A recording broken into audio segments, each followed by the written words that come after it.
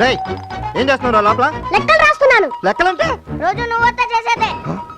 వీడేదో నా కంపౌండ్ ముచ్చేటట్టున్నాడు. రేయ్ ఏం చేస్తున్నావు లోపల? కనబట్లా లెక్కలు రాస్తున్నా. ఏడ్చావు కానీ బయటికి రా. నేను రాను. సరే అమీర్పేటలో యాక్సిడెంట్ అయి పెద్ద ట్రాఫిక్ జామ్ అయిందంట.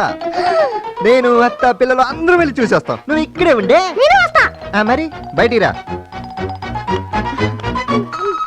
రావట్లా. సరిగ్గా తీరా బీసిపడుతుంది. ఏమిటిరా? ఏడమ్మా అక్కడ ఏడికి కలిపి వస్తుందా?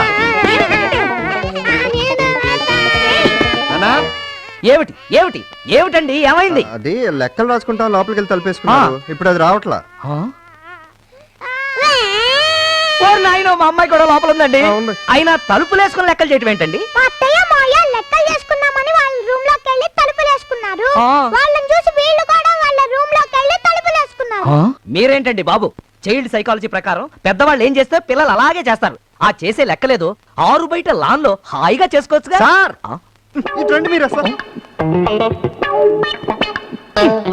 మీరు చేసింది చాలా పెద్ద నేరం. నేరమా? ఎస్, పిల్లలు అడిగిన ప్రశ్నలకు అబద్ధాలు చెప్తే చైల్డ్ సైకాలజీ ప్రకారం వాళ్ళు చెడిపోతారు. ఈ విషయంలో నిజం చెప్తే ఇంకా చెడిపోతారు. కానీ ముందు తలుపు ఎలా తీయాలో చూడండి. ఏమిటి ఏమిటి ఏమిటి కాలనీలో న్యూసెన్స్? వీళ్ళ అబ్బాయి మా అమ్మాయి లెక్కలు చేసుకోవడానికి లోపలికి వెళ్ళి తలుపేసుకున్నారు. ఇప్పుడు అది రావడం లేదు. లెక్కలు చేసుకోవడానికి తలుపులు వేసుకోవడం ఏమిటి? సార్ అది నేను ఏం లేదు. నేను చెప్తాను.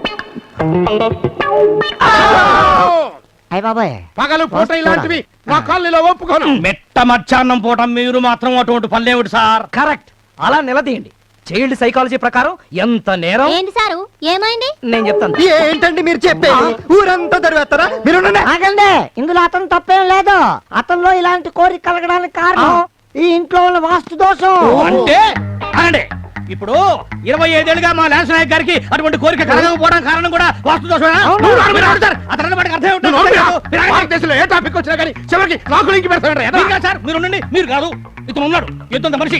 ఏడాదికి ఒకసారి కూడా లెక్కలు తోడు. మరి అతని గురించి చెప్పుకోరే ఖాళీలో మీరంటే అవసరం నాకు అర్థం కాదు. అరే నువ్వు నోరు మీరా? అది మీ పర్సనల్ విషయాలు సార్. సార్ మీకు లెక్కల పుస్తకం లేదు సార్. ఉన్నా మీరు లెక్కలు చూడరు సార్. అసలు ఆ విషయం వాళ్ళకి సార్. నీకు దండం పెడతాను రా, నా లెక్కల పుస్తకం తిరిగిపోయింది దేవుడు. సైలెన్స్. సార్ ఇతను చెప్పిందంతా నిజమేనా సార్? విన్నావా? నువ్వు సామాన్యుడు కాదు రోయ్. అవతల పిల్లలు ఏడుస్తున్నారు, ఏదో ఒకటి చెయ్యండి. సార్ సార్ సార్ నా తలుపుని పేల్తాను సార్. నాకు 1000 రూపాయలు ఖర్చు అవుతుంది. నువ్వేంటయ్యా ఇంత బాడీ పెంచావు? భుజంతో తలుపుని ఇలా ఇలా కొట్టి తలుపు తీలేవా? ఒక్క దెబ్బతో తీస్తా.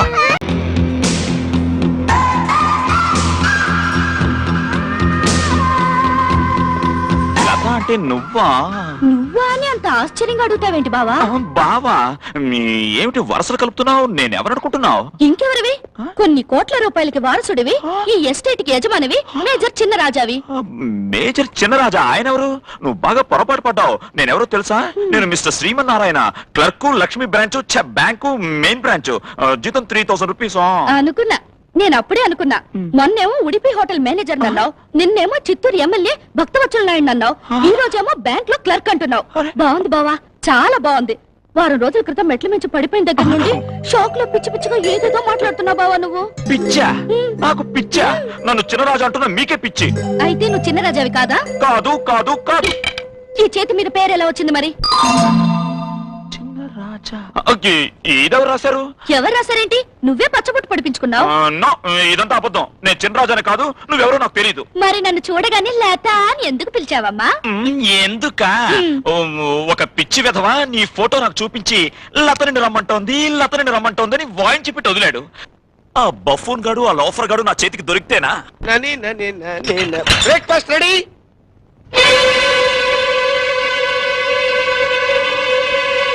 మీడే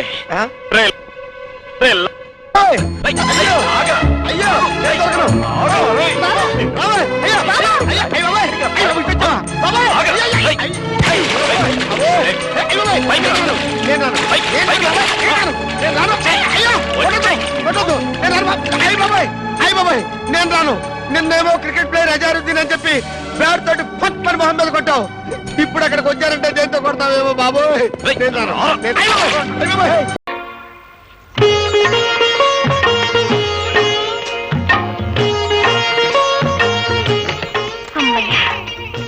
మహాయోగి విశ్వామిత్రుల వారు ఆశ్రమంలో లేరు, బ్రతికారు.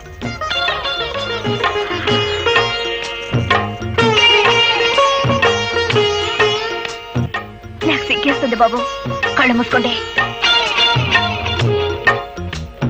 అయినా నేనే మీ దాన్నైనప్పుడు, నా తనువు మనసు అంతా మీదే అయినప్పుడు నాకు మీ దగ్గర సిగ్గెందుకు?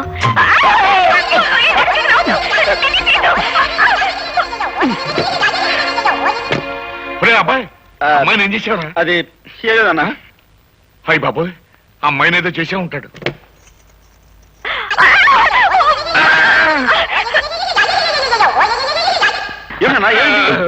ఏం లేదా, అమ్మాయికి అర్జెంట్ గా చేరుకున్నానంతే.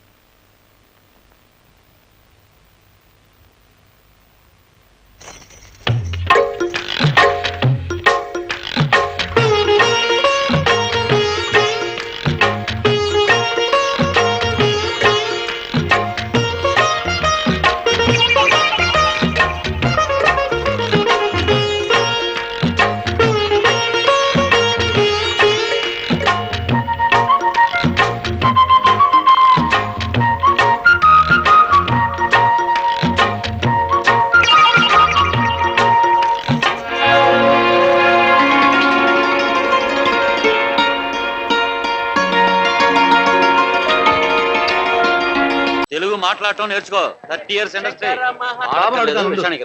బాబు మీకు సూపు తాజ్ బంజారా నుంచా గ్రాండ్ కాకతీయ నుంచా? ఓకే బాబు. ఆ బాబు గారు తాజ్ బంజారా నుంచి సూపు. అవన్నీ ఆ బాబు మధ్యాహ్నం lunch Taj Banjara grand Kakatiya. Producer నుంచి క్యారేజ్ రాలేదా? వచ్చింది బాబు. నువ్వు నొక్కేద్దాం అనుకున్నావా? బాబు 30 years ఇండస్ట్రీ ఇక్కడ. అవును బాబు. ఆ పని మీద ఉండు. అలాగే బాబు. అగో బాబు తాజ్ నుంచి కూడా తెప్పించు. అలాగే బాబు. ఆ తాజ్ నెలికి సాకి సాకి మధ్యలో ఉన్న సా తెలుగు నేర్చుకోండి. ఎందుకు వస్తారా ఇండస్ట్రీకి? Good morning sir. నమస్తే. ఏమంటాడు మీ బాబు? ఏమంటావేంటి సార్? బాబు నెక్స్ట్ పిక్చర్ మీదే. 3 పిక్చర్లు చదివి చెప్తున్నాడు. ఆడుకుంటున్నాడా? 50 లక్షలు దొబ్బాడు. ఇప్పుడే మీ గురించే మాట్లాడుతున్నాడు బాబు. నెక్స్ట్ పిక్చర్ మీదే చెప్పాడు బాబు.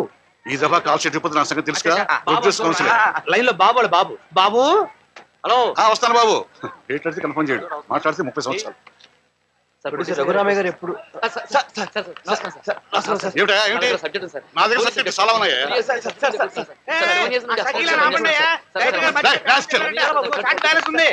నా దగ్గర ఉన్నాయి చెప్తారు కదా. ఏమిటి మీరు చెప్తే వినపడలేదా? ఏమిటి మీరు అర్థం కావట్లేదా? బుద్ధి లేదు.